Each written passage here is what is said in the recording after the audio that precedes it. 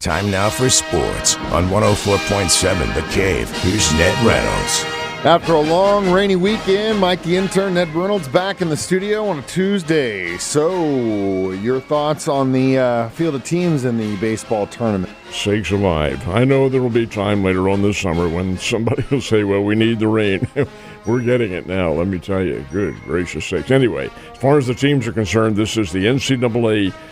It's the College World Series is actually the 8 finalists that go to Omaha, but the tournament going up to that is really essentially the World Series as well. 64 teams in the field, 13 from the Southeastern Conference, including the top seed for the tournament. And that top seed is Vanderbilt, and they are very good. They're a former national champ themselves. Any number of major leaguers from Vanderbilt in the big show, Sonny Gray of the Cardinals being one of them. Hey, they're very, very strong. Now, Murray State, the one representative from the Missouri Valley Conference, will play in the regional at Oxford, Mississippi, hosted by Ole Miss.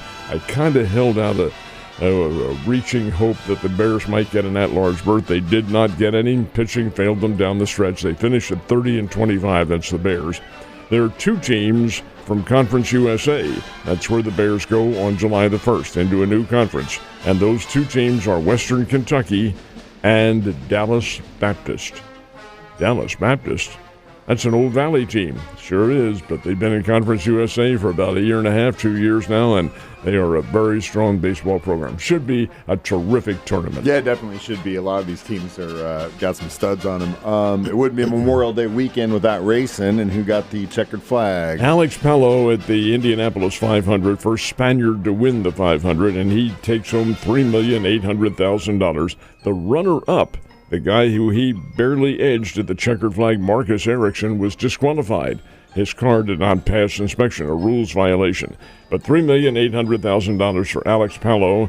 And then the NASCAR race was won by Ross Chastain, who, did get this, Mike, he started last in the field. 40 cars, he was in 40th position because he had cut a tire in in the qualifying, I should say, and was penalized by starting at the back of the pack. Came through it and won the thing. He led only the final 6 laps of the race, and that was enough. Ross Chastain, and indeed, it's $1,100,000 for him. So that's pretty good payday for all the competition. That race, of course, was the Coke 600, the NASCAR event held in Charlotte, North Carolina. And, of course, I know you'd watched a little bit of tennis over the weekend. Who won the French Open? Well, the big names, of course, are underway. This is the first week of the competition. Yannick Sinner, Carlos Alcaraz, Iga Swiatek, all winners.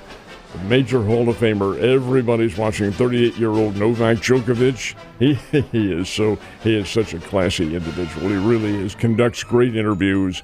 His English is almost perfect. And he plays a little bit later on today in his first round. So everybody, well, I can't say everybody, but many are rooting for Novak to come through and do very well against where he won the Olympic gold medal last summer, was on this court in Paris. Sounds like someone's got a crush. And the St. Louis Cardinals started their series in Baltimore against an Oriole team that really, so far this season, hadn't doing much. You'd think it'd be an easy dub, but the St. Louis Cardinals didn't really get it done. Well, no such thing as any easy wins in Major League Baseball. The Orioles have had the ceiling fall in on them.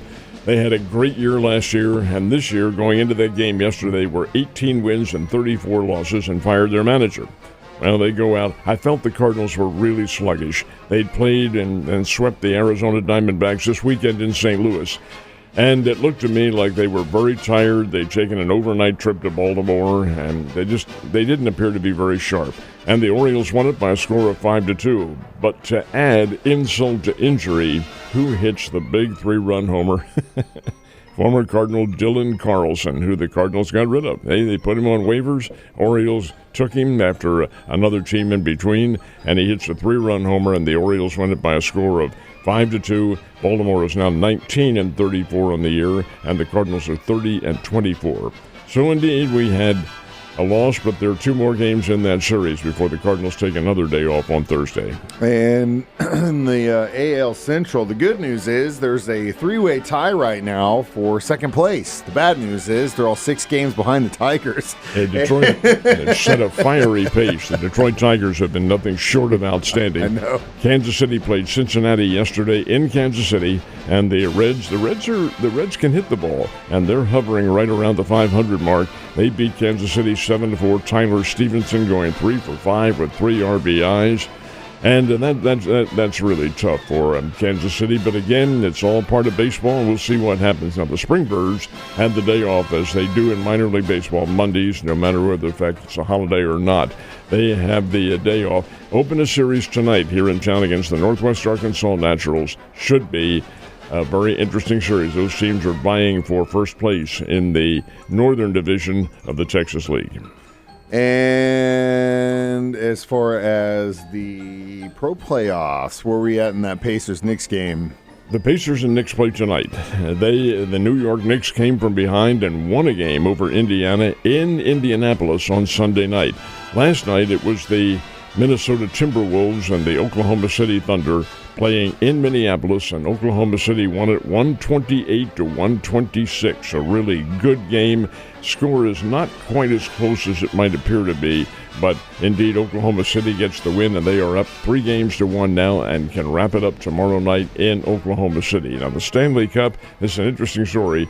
The Carolina Hurricane beat the Florida Panthers 3-0.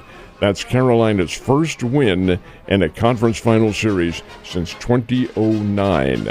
They had lost 15 straight conference final games. That's inconceivable. You get to the conference finals, you're 1 series away from the Stanley Cup, and you lose 15 straight? Well, that's history now, because Carolina did get a 3-0 win on a shutout, and now they return home for their series tomorrow night. Ned, you have hopefully a drier day, and I will see you on Wednesday.